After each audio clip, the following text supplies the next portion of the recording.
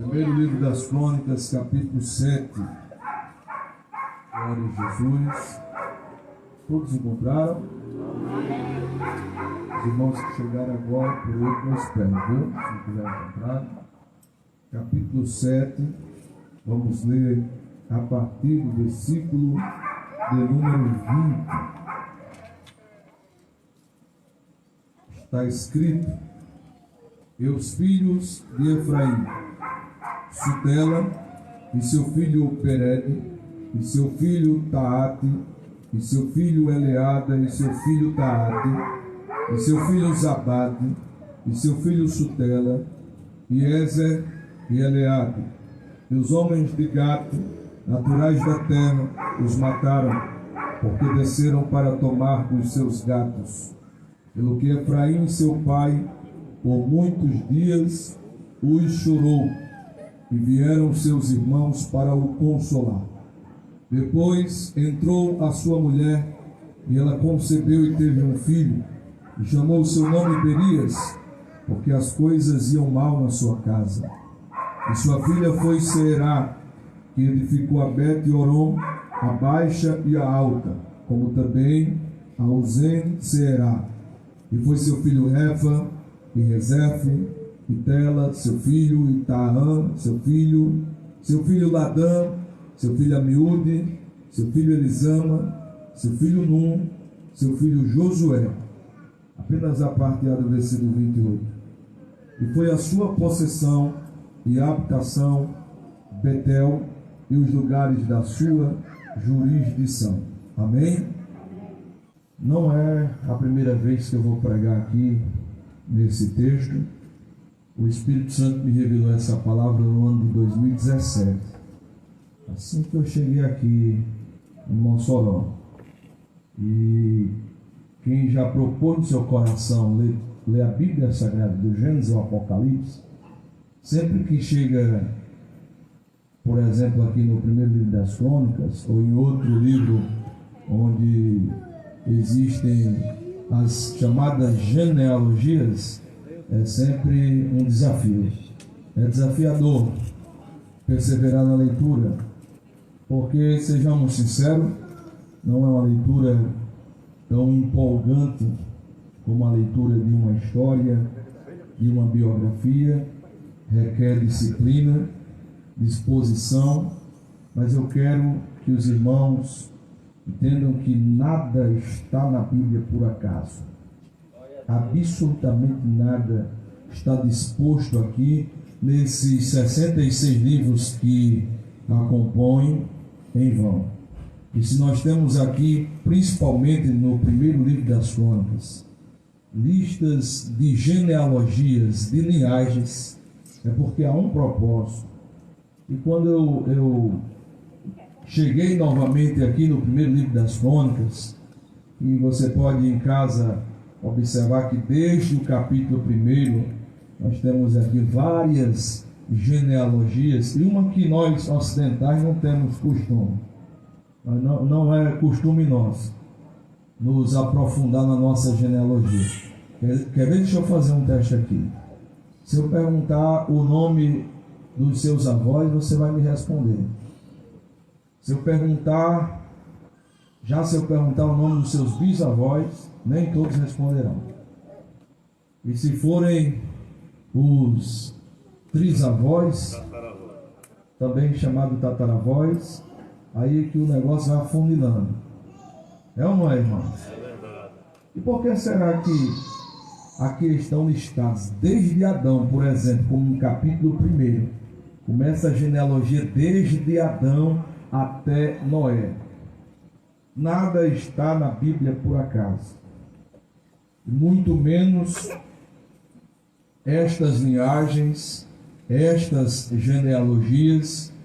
E quando cheguei aqui no primeiro livro das Crônicas, comecei a meditar, e o Espírito Santo ele me revelou uma palavra baseada aqui na genealogia de Efraim. Eu quero meditar com vocês. Eu preguei essa palavra 2 vezes, se não me falha a memória. Uma primeira vez, um congresso geral de adolescentes e jovens, na cidade de Natal, e também a segunda vez que eu me recordo que eu preguei essa mensagem foi aqui em Mossoró, também no congresso de adolescentes e jovens. Gostaria eu que aqui tivessem vários jovens para ouvir essa palavra. Não é que o Senhor vai falar só com os jovens, mas especialmente diz respeito aos jovens. Mas se há jovens, obviamente há pais, há responsáveis que aqui estão, ou que das suas casas estão sendo alcançados por este serviço de som. Eu quero meditar com vocês nessa história, aqui no capítulo de número 7, a partir do versículo de número 20, onde o cronista, quando vai dispor a genealogia ou a linhagem de Efraim, vai mencionar os nomes dos filhos de Efraim. E quando a gente fala de Efraim, estamos familiarizados, porque este é o nome do nosso ministério, da nossa igreja, Igreja Evangélica Efraim. Eu sempre tive muita vontade de pregar essa mensagem aqui. Deus me revelou no ano de 2017, que tem como tema: não façam Efraim chorar. Você pode repetir comigo? Não façam Efraim chorar. Depois dessa mensagem, Deus me revelou ainda uma outra mensagem também, uma genealogia, lá no capítulo 36 do livro do Gênesis, sobre Aná. Pode deixar, só que bem baixinho, Deus, pode deixar, por favor. Aná e as caudas no deserto. Mas hoje eu quero falar aqui sobre, já desejei muito ter pregado antes, só que a gente procura ir na direção do Espírito Santo. E hoje eu estava meditando à tarde, rapidamente, depois que cheguei do velório, e peguei um sono também, em Gálatas capítulo 2, mas quando cheguei aqui, o Espírito de Deus me deu essa direção.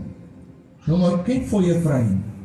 Efraim foi o segundo filho de José. Todo mundo aqui conhece muito bem a história de José.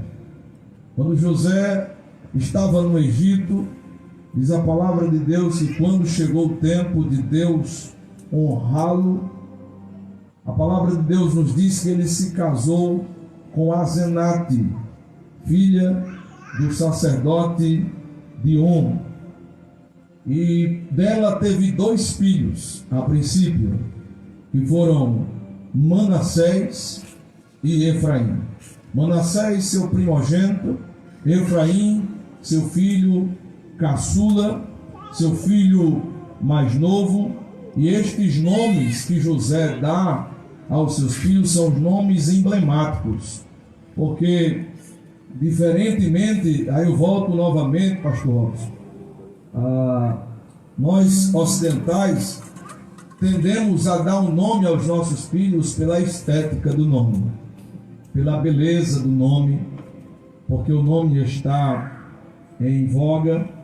Mas os judeus, quando eles iam dar nomes aos seus filhos, geralmente eles levavam em conta as circunstâncias que estavam em torno da concepção, do nascimento daquela criança. Então, quando José é pai do seu primeiro filho, quando ele coloca o nome de Manassés, que significa Deus me fez esquecer do sofrimento da casa dos meus pais. Porque não é que José teve amnésia.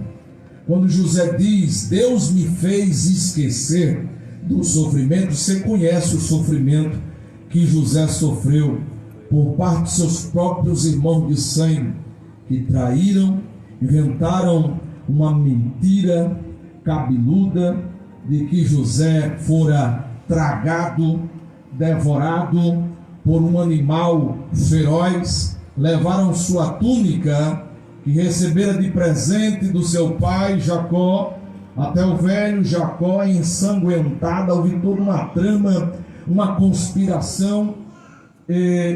ali, dentro daquela cisterna, certamente José rogou para que os seus irmãos voltassem atrás, tirasse ele daquele buraco, mas sem sucesso.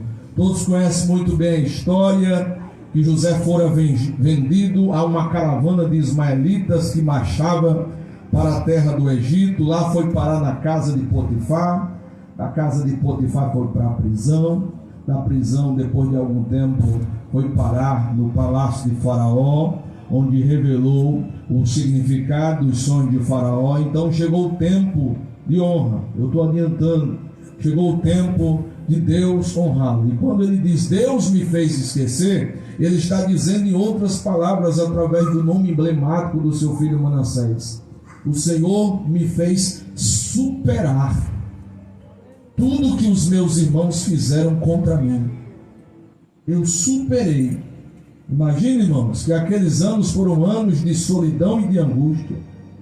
José era, juntamente com Benjamim, os dois filhos da esposa amada de Jacó, chamada Raquel, filhos da velhice. Você já viu? O pai, ele pode ter vários filhos. Eu já observei os avós agindo assim. Às vezes o avô não tem aquela, nem todo pai tem aquela proximidade com seu filho. Como eu lembro do irmão lá em Natal, que ele trabalhava comigo lá na fábrica, e ele ficava rindo depois quando tinha que ir para o interior visitar seu pai. Ele dizia: papai é daqueles que ele ama os seus filhos, mas não gosta desse negócio de agarrado, de cheiro. E ele disse que pegava o velho, abraçava o velho, cheirava o velho todo encabado. Homem, eu gosto de você, mas sai daqui, fica aí no seu lugar. Mas ele disse: depois que o meu irmão foi pai, que nasceu o seu netinho, aí eu vi papai babando, aí eu vi o coração do velho desmanchou, né? Então, irmãos, havia um afeto entre Jacó e esses filhos da sua velhice. Imagina a dor desse pai, de sequer poder velar, se despedir do seu filho. Não sei, a Bíblia não revela não fala explicitamente se Jacó acreditou naquela versão contada pelos seus filhos, mas certamente ele carregou uma dor por muitos anos. Uma ferida foi aberta em Jacó por muitos anos. Eu fico imaginando, Jacó poderia ter tido um infarto quando soube que José ainda era vivo, né? Que emoção não foi aquela depois de tantos anos?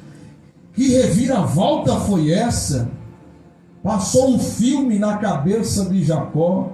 Deve ter vindo a despertar da memória dele a lembrança da túnica que ele dera de presente para o seu filho ensanguentado, e agora, depois de tantos anos, ele ouve que José está vivo e que governa na terra do Egito. Então, quando José põe o nome de Manassés, esse é um nome emblemático.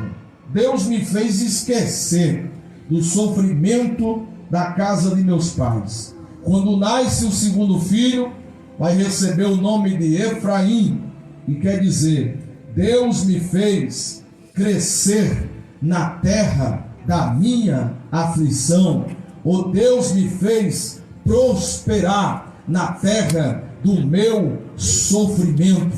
Então são nomes emblemáticos, porque Deus operou essas duas grandes obras na vida de José. Primeiro, fez ele superar todo aquele sofrimento imposto pelos seus irmãos, e fez ele crescer, prosperar na terra da sua aflição. Eu quero adiantar, quando Jacó sabe que José vive e que governa na terra do Egito, e que agora está no fim dos seus dias, Jacó está deitado, debilitado, os seus filhos estão em volta dele, esperando a impetração das bênçãos patriarcais, pois se isso era muito levado a sério. quando o pai estava no fim dos seus dias, abençoar os seus filhos, dispensar bênçãos, palavras de ordem de bênçãos futuras para a vida dos seus filhos, dos seus descendentes. Diz a palavra de Deus que os irmãos de José tiveram medo da morte, da proximidade da morte de Jacó, porque eles pensavam, quando o papai morrer, José vai se vingar. José está só esperando o papai morrer. Depois que papai morrer, José certamente se vingará de nós. E José procura confortá-los, tranquilizá-los, dizendo, não se apavorem. Observe, quem Deus vai fazer crescer na terra da aflição? Deus não faria alguém crescer na terra da sua aflição, prosperar. Alguém que carregasse um sentimento de vingança, alguém que alimenta. Eu não vou dizer que José certamente em algum momento da sua vida não se sentiu angustiado, porque a traição dói, machuca, mas perdoar alivia. Eu vou repetir, a traição dói, machuca, mas liberar perdão alivia. José liberou perdão. O mal que eles fizeram para José, Deus converteu em bênçãos para a vida de José. Porque o nosso Deus converte maldição em bênção. Não precisa você vociferar palavras de maldição. Deus falou para Abraão em Gênesis capítulo 12: abençoarei os que te abençoarem, mas amaldiçoarei os que te amaldiçoarem. Jacó está debilitado. José traz de mãos dadas os seus dois filhos, Manassés e Efraim, cada um pegado na mão do seu pai. José coloca propositadamente Manassés à mão direita de Jacó e Efraim à mão esquerda de Jacó, pois como primogênito Manassés receberia mais bênçãos, seriam dispensadas sobre a vida dele. Mas o curioso e intrigante é que ao invés de Jacó colocar a mão direita na cabeça de Manassés e a esquerda na cabeça de Efraim, diz a palavra de Deus que Jacó cruza os braços, coloca a mão direita na cabeça do menor e a mão esquerda na cabeça do maior, e começa a profetizar sobre a vida daqueles dois rapazes, que eles serão prósperos, que eles serão vitoriosos, que a descendência deles prosperariam. Chega um momento que José pega a mão direita do seu pai Jacó e tenta colocar na cabeça de Manassés. Diz: não, meu pai, está errado, o senhor tem que abençoar mais o primogênito. E Jacó, mesmo debilitado, diz: eu sei o que eu estou fazendo. Aleluia. Manassés vai ser próspero, Manassés vai ser grande, mas maior será Efraim. Então eu sei o que eu estou fazendo. Então eu quero que os irmãos reflitam que Efraim recebeu do seu avô Jacó a bênção maior. E conforme Jacó profetizou, Deus cumpriu. Efraim foi próspero, como também os seus descendentes. Mas há um ocorrido na história de Efraim, que foi aonde o Espírito Santo me chamou a atenção, porque o cronista, acompanhe comigo a leitura, a partir do versículo 20, ele começa a narrar os filhos de Efraim. Dizia: os filhos de Efraim, Sutela, e seu filho Bered, e seu filho Taate, e seu filho Eleada, e seu filho, nomes se repetem como novamente o nome de Taate, e seu filho Zabade, e seu filho Sutela, vírgula, e dou uma pausa aqui. Observem que nenhum destes nomes dos filhos de Jacó, não há citação de nenhuma história relacionada a eles. Mas quando chega a vez dos próximos filhos, Iezer e Eleade, aí o cronista, pela inspiração do Espírito Santo, vai narrar uma história que envolveu a vida desses dois filhos de Efraim. Não é uma história maravilhosa, não é uma história feliz, com um final feliz, mas que está na Bíblia, há um propósito, e eu quero compartilhar com vocês nessa noite acerca desse propósito. Iezer, repita, Iezer e Eleade. E o Espírito Santo faz o cronista lembrar e citar a seguinte história. E os homens de Gate, naturais da terra, os mataram ou assassinaram, porque desceram para tomar os seus gados.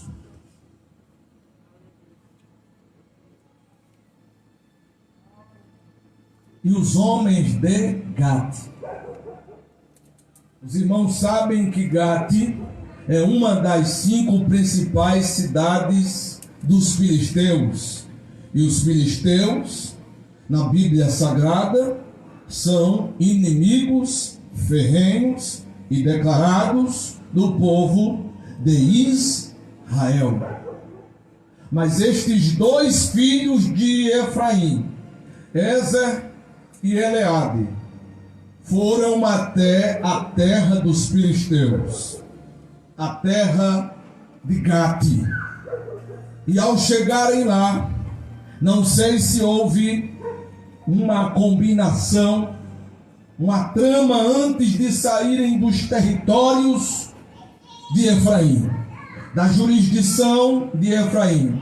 Não sei se foi algo combinado, não sei se foi algo planejado, mas eles atravessaram a fronteira de Israel e foram até o território dos inimigos deles.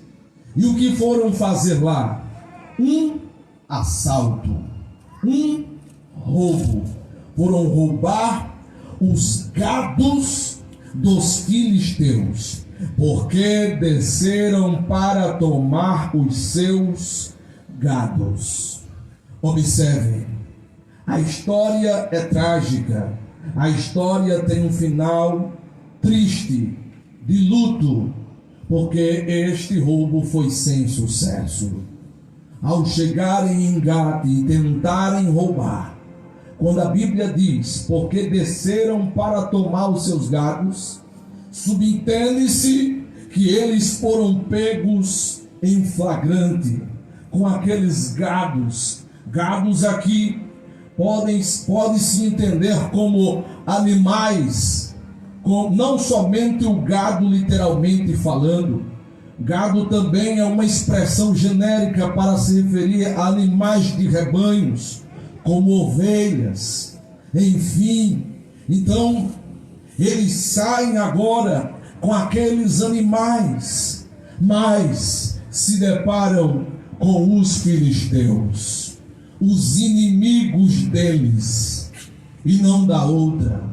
Eu acredito, eu não quero aqui fazer especulações, mas certamente deve ter passado naquele momento um filme na cabeça daqueles dois rapazes. O que viemos fazer aqui? O que fizemos das nossas vidas? Porque eles sabiam muito bem que com os filisteus não havia clemência, que com os filisteus não havia piedade, que com os filisteus não havia compaixão. Então a morte foi inevitável. Eu quero perguntar para os irmãos, já que Efraim recebeu de Jacó, seu avô, a maior impetração de bênçãos. Efraim foi próspero, as terras de Efraim também eram prósperas. Será que foi por falta de comida que eles desceram à terra dos filisteus? Eu acredito piamente que não. Quem sabe houve ali uma combinação, porque para irem os dois, houve uma combinação entre eles. Alguém partiu de algum deles a atitude de ir fazer este roubo. Um convenceu o outro. E quando o que recebeu o convite para fazer este roubo ouviu, deveria ter caído em si e pensado: não, meu irmão, não façamos isso, porque o nosso Pai é próspero. Se o que o nosso Pai nos oferece não traz contentamento para você, meu irmão, vamos conversar com Ele, que Ele pode nos ajudar, que Ele pode nos amparar. Eu sinto o temor de Deus aqui nesse lugar. Deus não está falando só com alguém que está aqui. Deus está falando com alguém que está sendo alcançado por este serviço no som, que está maquinando em seu coração algum plano. Mas eu quero dizer uma coisa. A palavra de Deus diz, o proverbista escreve, que há caminhos que para o homem parecem direito, mas o seu fim é de perdição e de morte. Eu não sei se esta foi a primeira investida deles, ou se eles ouviram alguém falar que fizeram e deu certo, mas eles se aventuraram, ou eles se arriscaram em sair da jurisdição, dos limites da terra de Efraim, para chegarem na terra dos filisteus. Deus está falando com alguém nessa noite. Não saia dos limites de Efraim. Eu vou repetir: não saia dos limites de Efraim. Sabe o que acontece, diácono Antônio? Alguns saem dos limites de Efraim, vão, e a primeira vez dá certo, segunda vez dá certo. Eu sinto o temor de Deus aqui nesse lugar. Terceira vez deu certo, vamos comigo. Ei, tem alguém que está sendo alcançado por este serviço de som, que a misericórdia de Deus te alcança nessa noite. Você está refletindo nesse momento e pensativo, porque Deus é Deus que fala tanto de perto como de longe também, e está falando: se o convite for para vir para a igreja, aceite, nem titube. Se o convite for para vir para a casa do Senhor, nem pense. Aleluia, pode ir. Se o convite for para buscar a Deus, se o convite for para comemorar festa em Jerusalém, vá. Agora, se o convite for para ir na terra dos filisteus, cuidado, muito cuidado. Se o convite for para ir para a terra dos filisteus, atenção, você está correndo risco.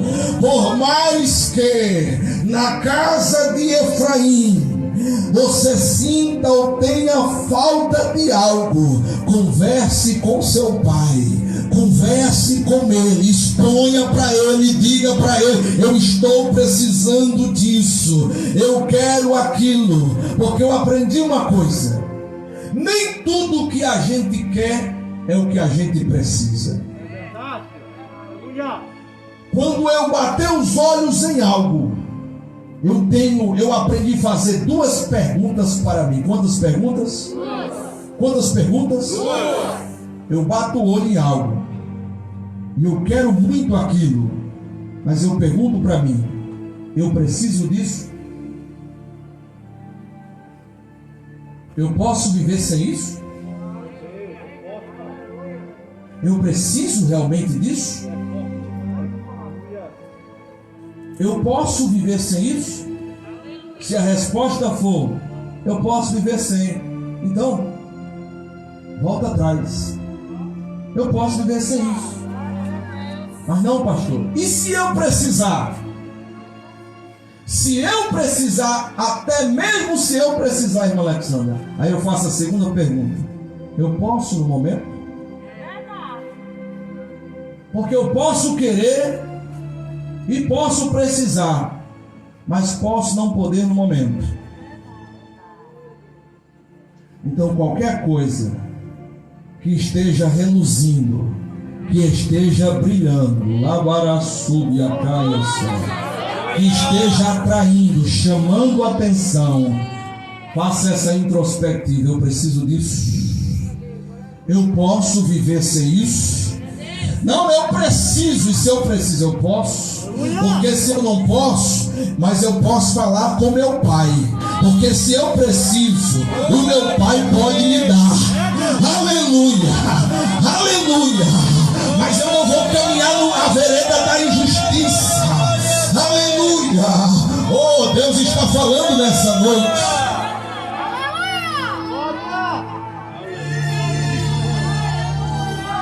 Há uma história na Bíblia no segundo livro dos Reis, no último capítulo daquele livro, sobre dois reis. Quantos reis? Um rei que reinava em Judá chamado Josafá. Diga Josafá. E outro rei que paralelamente reinava lá em Israel, pois o reino já havia sido dividido, chamado Acasias. Repita: Acasias. Acasias, filho de Acabe, chama o rei Josafá para uma conversa e diz para Josafá: Josafá, eu descobri um país chamado Ofir. Esse país é rico em ouro. Esse país é cheio de pérolas, de diamantes. É algo extraordinário. Eu estou preparando caravelas, embarcações para viajar até Ofir em busca do ouro de Ofir. Tu vai comigo?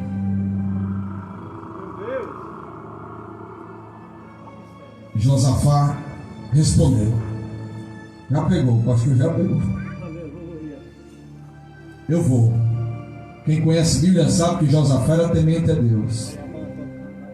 E quem é temente a Deus tem que tomar muito cuidado com quem não tem temor a Deus, com os convites.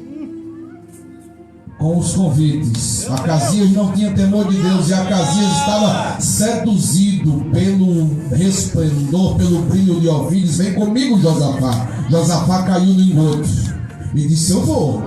Tem ouro lá, eu vou atrás desse ouro. Josafá não precisava daquele ouro. Josafá já tinha um reino estabelecido por Deus. Mas foi, diz a palavra de Deus, que saíram as embarcações em busca de Ofir. Mas quando as embarcações chegaram numa cidade costeira chamada Ezion-Geber, as embarcações bateram nas pedras daquela cidade e as embarcações afundaram. Olha o aviso aí. Olha o aviso aí. Eita, não ignora o sinal de Deus. Não ignore o sinal de Deus. Tentou ir, não deu certo, não insiste. Deus está sinalizando: volta atrás. Larga a mão disso. Sai fora enquanto há tempo.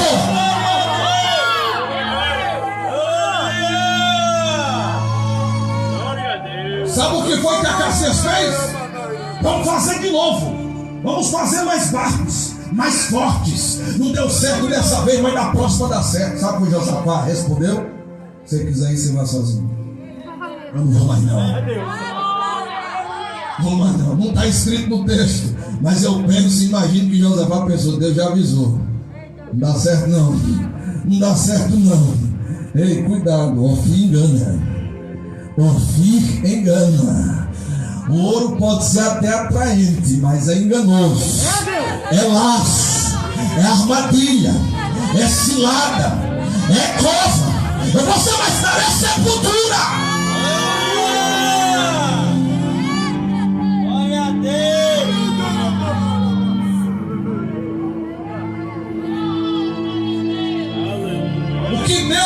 cabeça desses rapazes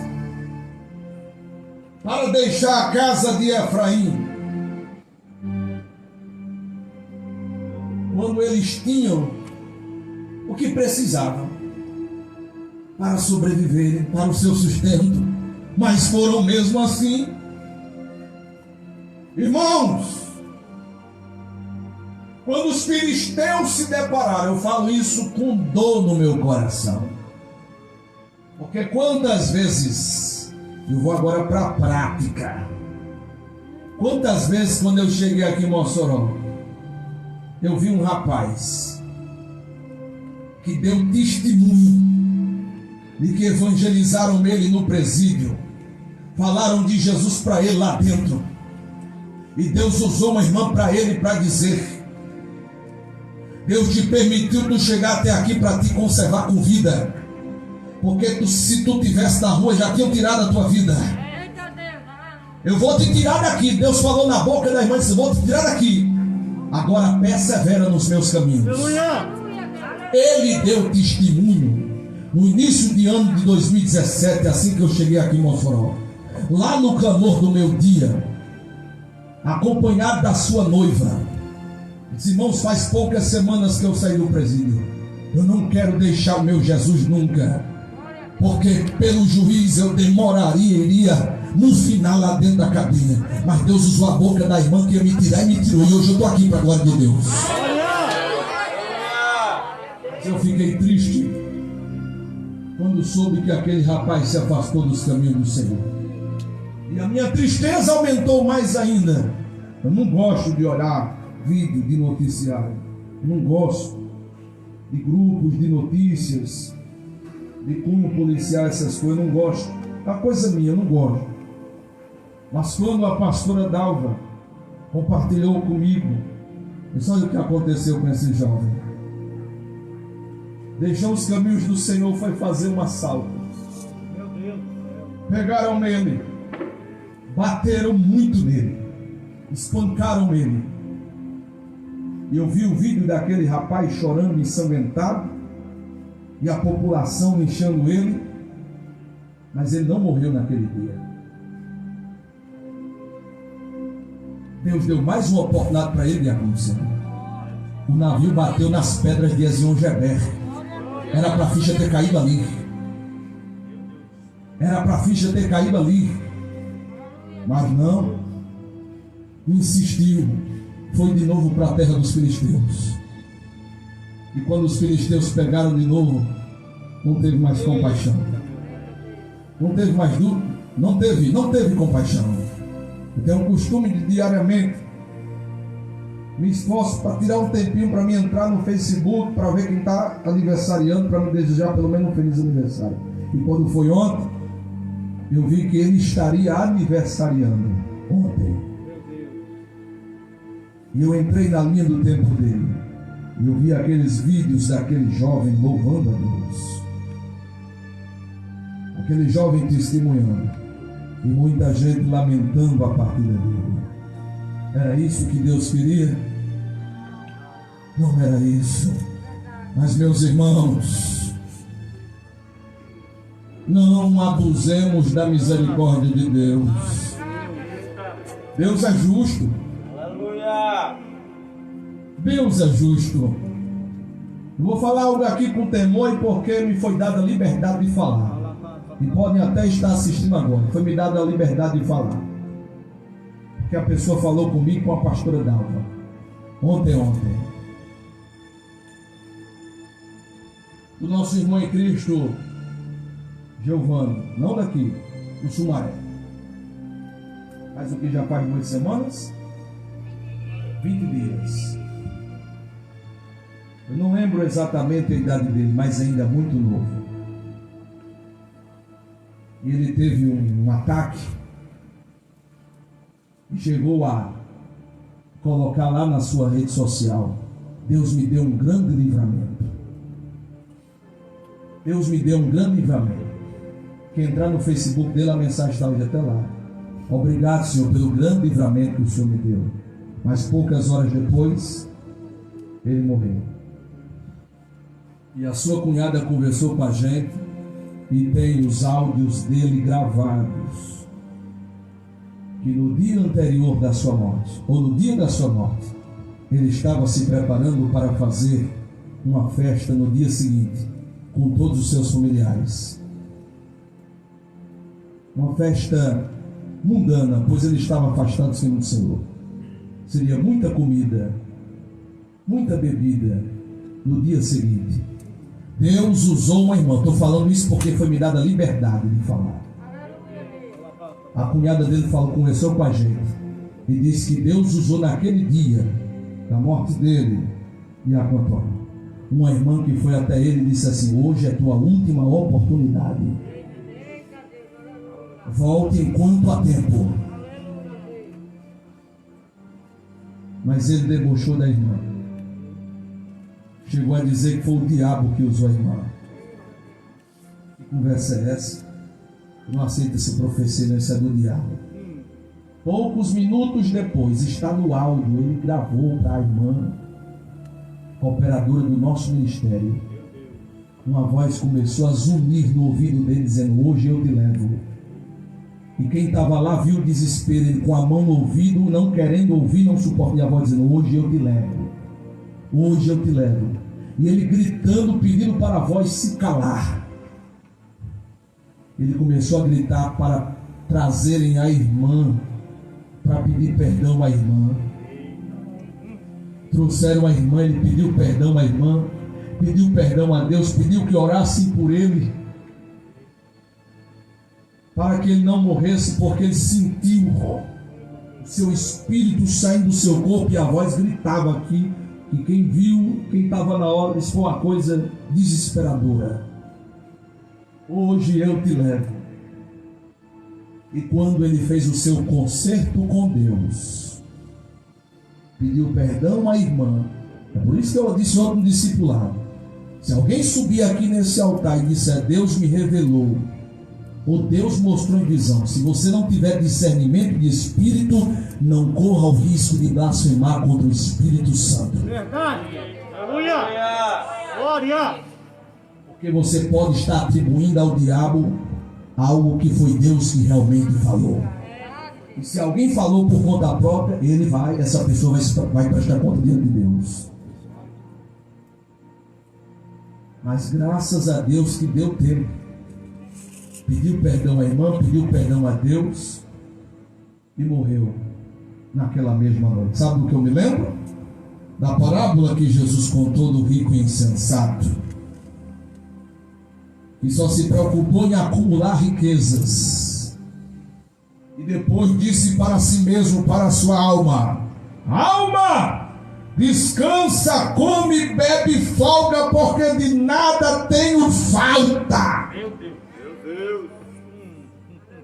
Porque pensa que tem tudo e não precisa de Deus. Só que tem tudo, mas ao mesmo tempo não tem nada. Porque quem tem tudo, mas não tem Deus, não tem nada. E quem tem Deus e falta tudo, não tem, aleluia, tem tudo.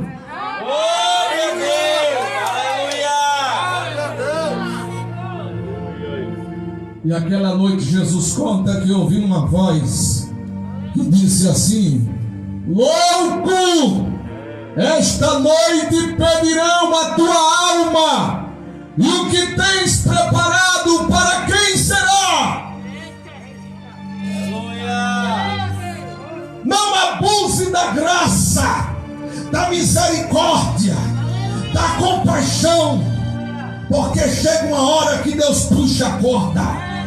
E o inimigo reclama e protesta com direito, e Deus é justo. Meu Deus. Louco, esta noite pedirão a tua alma. Quem foi que pediu a alma dele? E por que pediu? E Deus atendeu? Porque ele fazia a vontade do diabo. Vivia uma vida de avareza, amor, apego ao dinheiro, aos bens materiais, a despeito da sua vida espiritual, que é o mais importante. É por isso que o homem natural não entende. Por que que toda terça-feira você está aqui sentado? Eu disse, eu vou fazer o quê? 1 hora sentado ouvindo sermão de pastor. Não é sermão de pastor. Se eu viesse aqui falar de mim mesmo, eu já disse, ficava só eu e a mulher e os 2 meninos. A gente vem aqui transmitir a palavra de Deus, a palavra que alimenta, a palavra que sustenta, a palavra que fortalece, a palavra que vivifica, a palavra que renova, a palavra que cura, a palavra que levanta, a palavra que edifica, a palavra que consola, a palavra que exorta, a palavra que prepara, a palavra que levanta, a palavra que abate, a palavra que dá vida e pode tirar vida também, se Deus quiser.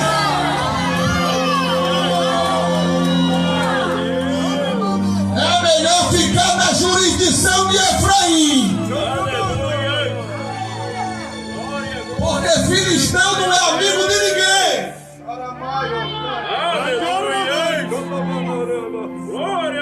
Glória a Deus. Aleluia. Não saia nunca, nunca da jurisdição de Efraim. Por mais até que te falte algo, conversa com teu pai, que ele supre, que ele provê, segundo a sua vontade. Porque quantas vezes te livrei eu dos filisteus, diz o Senhor.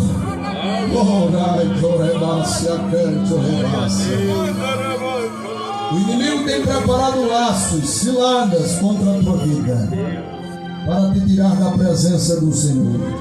Mas o Senhor teu Deus te desperta nesta noite e diz: prontifica-te, reveste-te de toda a armadura de Deus, para que possais resistir às armadilhas, às astutas ciladas do diabo. Porque o Senhor, aleluia, te levantou como guerreiro dele, para saquear o inferno e ganhar almas, transportá-la da escuridão para o reino da luz.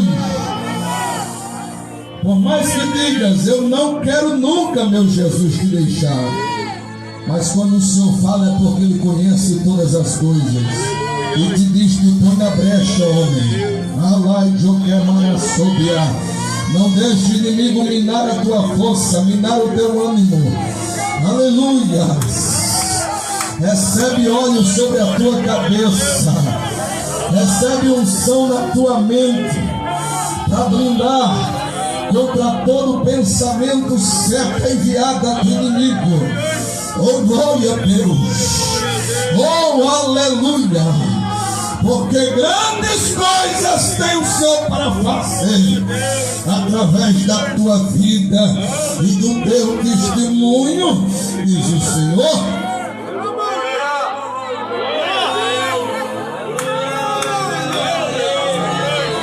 Pastor, já está marcado, eu comprei até o ingresso.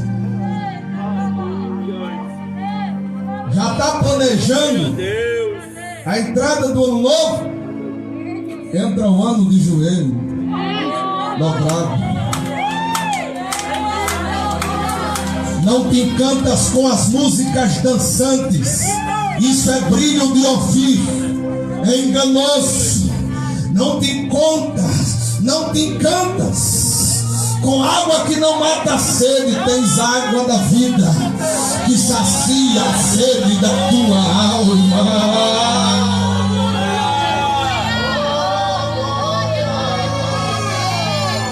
Porque se tu precisar, Efraim pode te dar. Aleluia. E se ele não te der, se contenha. Porque ele sabe o que é o melhor para a sua vida. Aleluia. Deixa eu prosseguir. Meu Deus. Imagina para Efraim receber essa notícia agora. Imagina, eu não consigo nem dimensionar. Eu já tive sonho de sonhar com um dos meus filhos morto, que eu passei semanas angustiado. Só de imaginar. Semanas e semanas angustiado. Agora imagina alguém chegar para dar notícia a Efraim. Efraim, ou quando Efraim começou a sentir falta de Ezer e de Eliabe, os minutos, as horas foram se passando. Cadê Ezer? Cadê Eliabe? Quem tem notícia deles? Vamos procurar, meu pai. Vamos procurar. Eles devem ter dado uma saída, mas volta logo. Daqui a pouco eles estão de volta. Chegou a tarde, anoiteceu. Cadê Ezer? Cadê Eliabe? E a notícia chegou. E a notícia é trágica. Quem vai dar notícia para Efraim? Ezer e Eliabe foram até Gate. Até Gate? Sim, até Gate. Fazer o que em Gate? Se Gate é terra de inimigos. Ao contrário do nosso Deus que é onisciente e conhece todas as coisas, Efraim não podia controlar todos os passos do seu filho. Mas Deus, Ele avisa, Ele não vai para Gate. Não desce para a terra de Filisteu. Tu está tentando se equilibrar em cima de lodo. Uma hora cai, uma hora escorrega. Aleluia!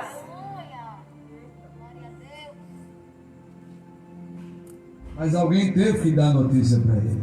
E o versículo de número 23 diz assim: pelo que Efraim, seu pai, por muitos dias os chorou, e vieram seus irmãos para o consolar. Irmãos, alguns irmãos recebem uma notícia, algumas pessoas recebem uma notícia de morte, são mais fortes que outros. Eu sou emotivo e gostaria que ninguém ignorasse, porque por mais que já tenha feito tantos cultos fúnebres, para mim essa, se não for a maior, é uma das maiores missões para mim, desafio. Tem que encarar, por mais que eu tenha o conforto de que aquela vida partiu, para é uma coisa minha. Eu tenho dificuldade, a voz embarga. Quando eu começo a ver o povo chorando em volta, como hoje à tarde, aí não ignore. Se até Jesus, quando viu a multidão chorando por Lázaro, chorou, quanto mais eu. Alguns são mais fortes, e tem que ter os mais fortes, para dar aquela sustentação. Mas quando você observa a Bíblia Sagrada, o contexto histórico, cultural, eles ficavam enlutados por muitos dias, meses. Eu fico imaginando, a Bíblia é enfática, diz assim: que Efraim, seu pai, por muitos dias os chorou, e vieram seus irmãos para o consolar. Depois entrou a sua mulher, e ela concebeu e teve um filho, e chamou seu nome Berias, porque as coisas iam mal na sua casa. Percebe que Efraim não conseguiu superar? Efraim, a ferida ainda estava exposta para ele.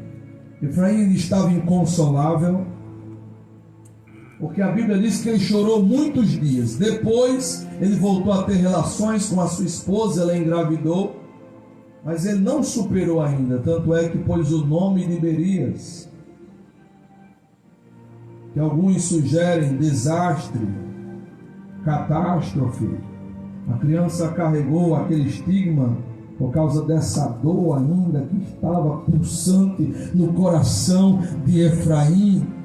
Por mais que criança, nascimento de criança traga aquele ar de esperança, de renovação, mas ele não consegue superar ainda. Tanto é que o texto esclarece: o nome foi colocado de Beria porque as coisas iam mal na sua casa.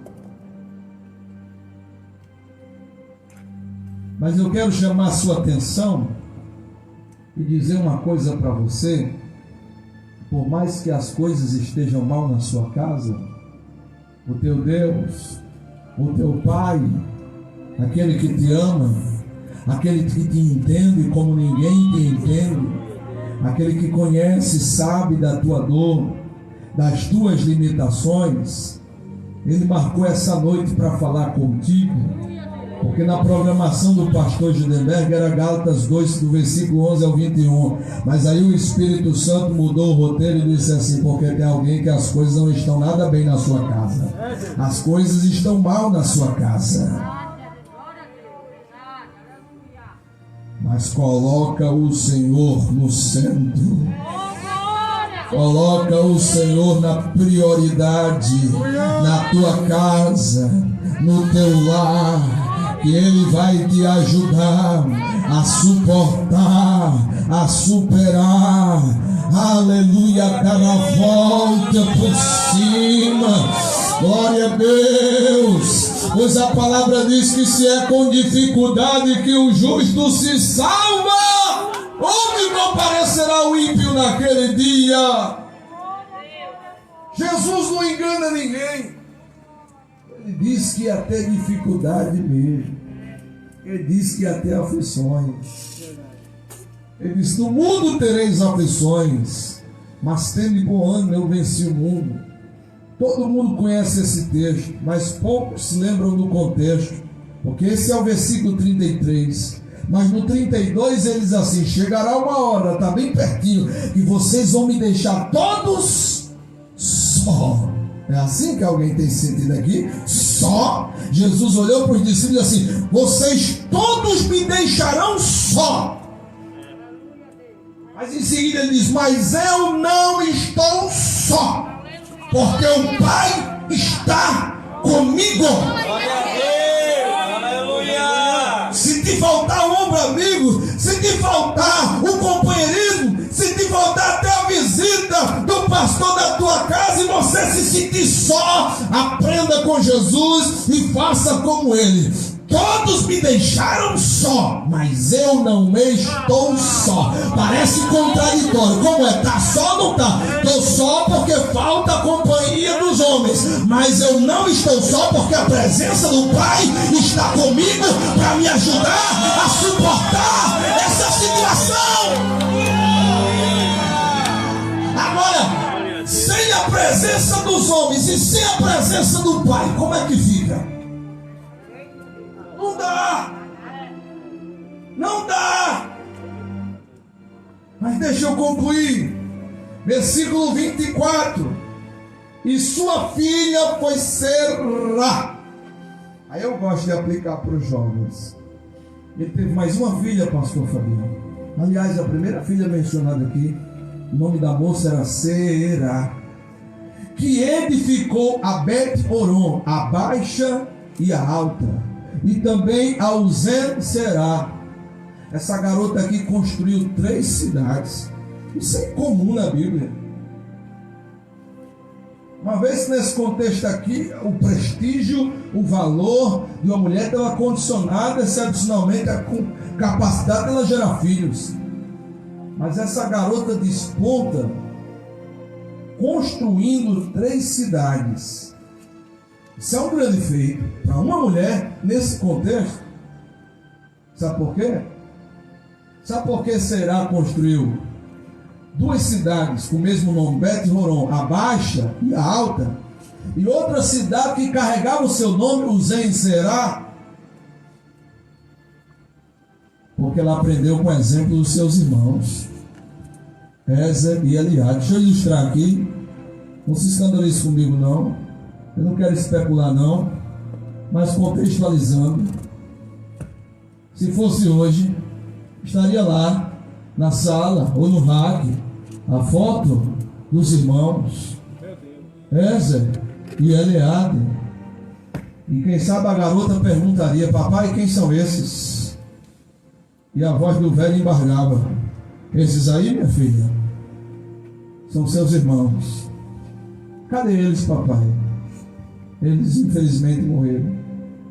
Ô pai, me conta essa história, como é que foi? Meu filho, eles saíram da casa de papai e foram lá para a terra dos filisteus. E lá os filisteus apanharam ele e mataram eles. E aquela criança cresceu com isso. Eu não posso sair da casa do meu pai. É melhor ficar na casa do meu pai. Oh, aleluia. E ela cresceu. E ela estudou. Porque para construir a cidade tinha que estudar. Ela estudou. Ela foi aquém do seu tempo. Construiu 3 cidades. Aleluia. Prosperou. Aleluia. Foi bem sucedida. Porque não saiu da jurisdição de Efraim. 25, e foi seu filho Refa e Rezefe e Tela, seu filho Itaã, seu filho Ladã, seu filho Amiúde, seu filho Elisama, e finalmente, versículo 27, seu filho Num, seu filho nada mais, nada menos que Josué. Olha um filho ilustre aqui, um descendente ilustre, Josué. Sabe o que foi que Josué fez? Eu fiz questão de ler só o 28 para aplicar essa palavra profética para mim e para a sua vida.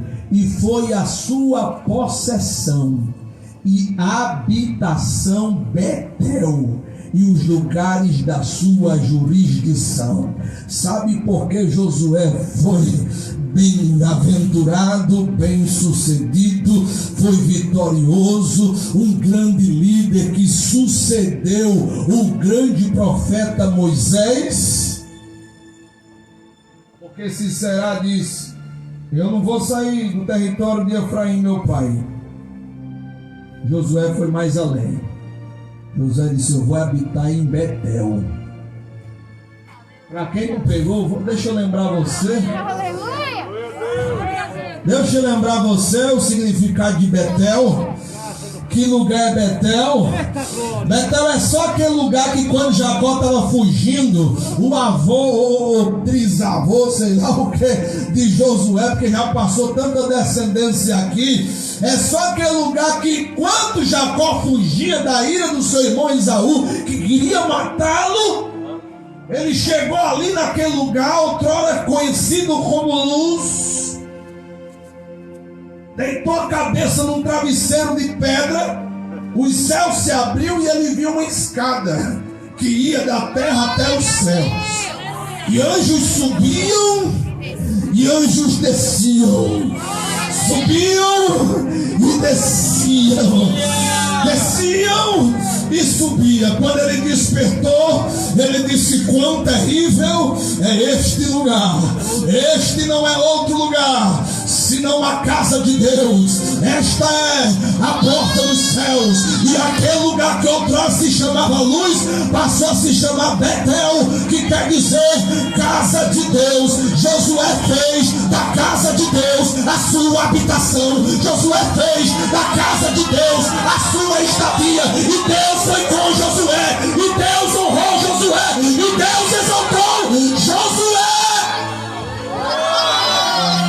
Faça da casa de Deus a sua habitação, porque Betel é lugar, aleluia, onde Filisteu não toca, onde Filisteu até pode passar, mas Deus cega, Deus esconde. Por quê? Porque Betel é lugar onde o anjo sobe e anjo desce, anjo sobe e anjo desce. E eu vou profetizar dessa noite, porque eu estava me preparando para vir para cá. E Deus me mostrou em visão uma guerra travada nos ares. Demônios furiosos tramando para causar o caos, derramamento de sangue. E quando eu enfadado peguei no sono, que me despertei, olhei no relógio, já era 18 horas e 6 minutos. Quando eu entrei no Zap, eu vi que a missionária Nayane tinha compartilhado no grupo da igreja que Deus tinha mostrado para ela uma batalha. Ela está lá na Serra do Mel. Deus mostrou para ela de lá. Deus mostrou antes de pegar no sono. Quando eu me despertei do sono, estava a mensagem dela, que eu coloquei lá no grupo, é confirmação. Uma batalha contra principados e potestades. Eu não estou falando isso para causar susto nem medo a você. Eu estou falando isso aleluia, para dizer para você, meu irmão, que está aqui, ou você que está sendo alcançado por esse som, ou você que está aí nessa live, a guerra pode ser até travada, mas façamos como Josué, façamos de Betel a nossa habitação, a nossa possessão. Não saia de Betel, porque em Betel tem anjos de Deus trabalhando e guerreando em favor daqueles que habitam em Betel. Só que não quer sair de Betel, levanta a mão e glorifica. Fica de pé para levantarmos o clamor a Deus nessa noite. Oh glória, oh aleluia. Eu creio que os anjos estão subindo e descendo, mas mais poderoso e impactante do que os anjos é a presença de Deus aqui nesse lugar. Aleluia. É o Deus da casa de Betel. Oh glória.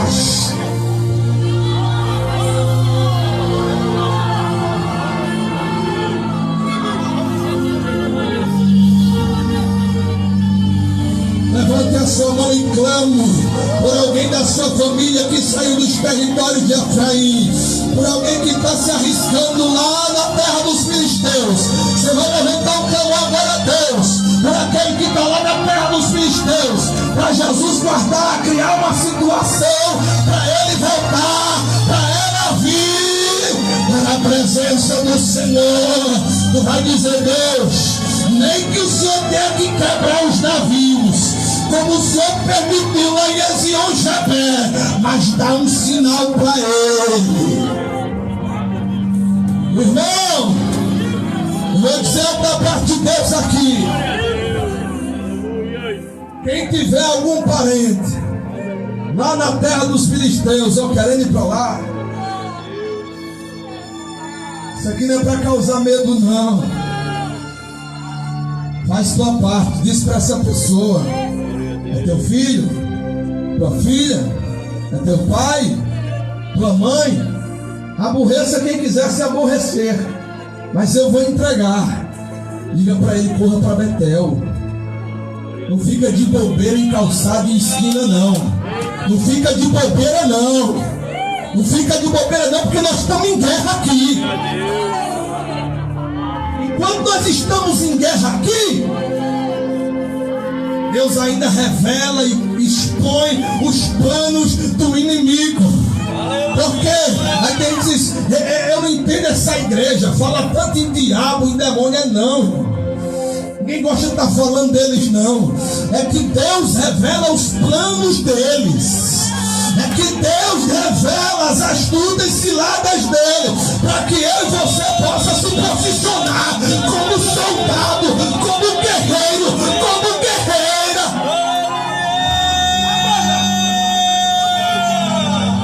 Eu estou aqui pregando e falando, mas eu ouço aqui como sons de submetralhadora.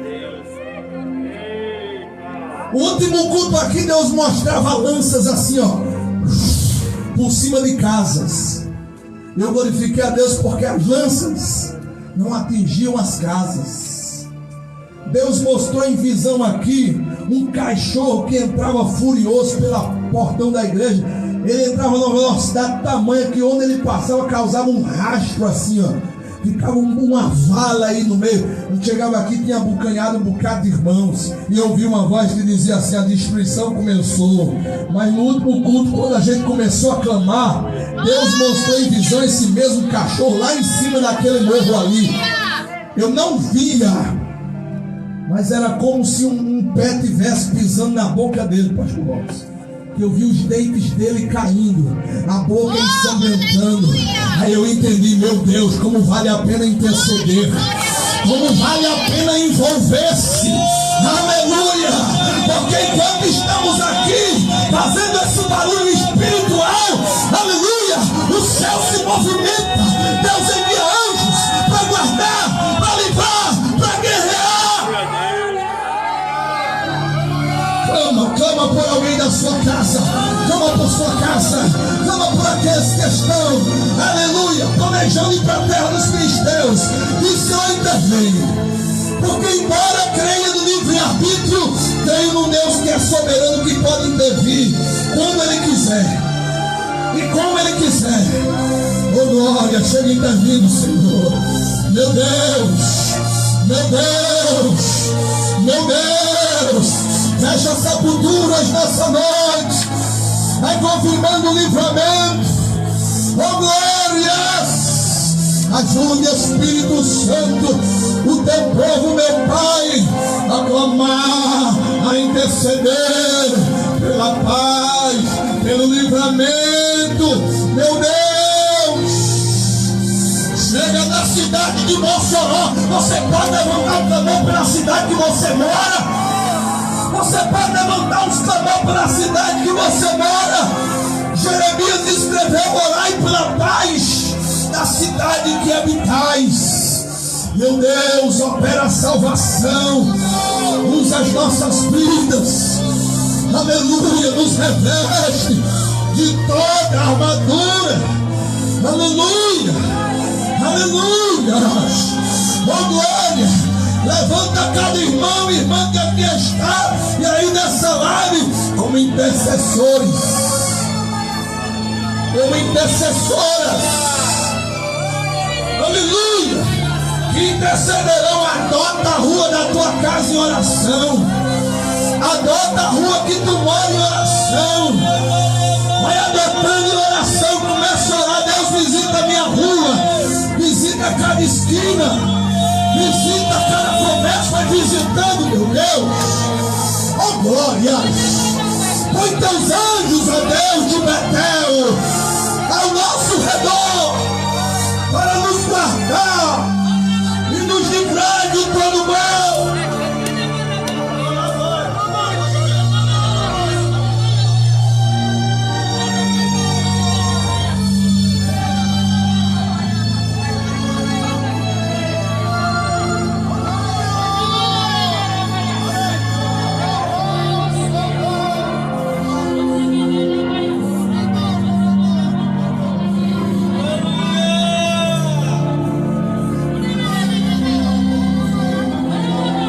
Nessa noite, para entregar sua vida para Jesus, voltar para os caminhos do Senhor.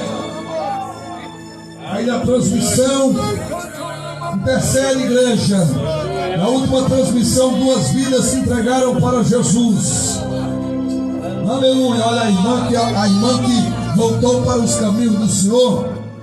Ela está aqui, ó, glorificando a Deus. Aleluia. A irmã que voltou pelos caminhos do Senhor na transmissão, ela está aqui agora glorificando a Deus. Já queria muito ir até essa igreja. Deus vai preparar a oportunidade, minha irmã. Glória a Jesus. Aleluias. Glória a Deus. Tem alguém? Aleluia, Jesus. Glória a Deus. Aleluia. Por isso que eu gosto de pregar essa palavra, principalmente para jovem. Congresso de jovem. Vou seguir o exemplo de Ezeleade, o exemplo de Será, de Josué. Aleluia. Tem um rapaz dizendo aqui: Deus me dê forças para que eu possa voltar para o seu caminho. Volte agora, meu amado. Mesmo sem força, volte agora. Não espere receber força. É na tua fraqueza que o poder de Deus te aperfeiçoa. Ora por ele, igreja. Ele está pedindo força a Deus para voltar para os caminhos do Senhor. Aleluia. Volte agora. Dê o primeiro passo, que o Senhor renova as tuas forças. Aleluia. Glória a Deus. Grandes livramentos Deus já te deu, jovem. Grandes livramentos o Senhor já te deu. Você ouviu a palavra. Aleluia. Faça de Betel a sua habitação, a sua possessão. Glória a Deus. Aleluia. Eu quero andar cheio do Espírito Santo e acompanhado e escoltado pelos anjos do Senhor.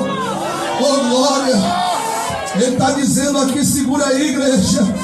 Ele está dizendo: faz 16 anos que eu estou afastado, volta hoje. Estenda a mão para lá, igreja. Ora por ele. Volte agora.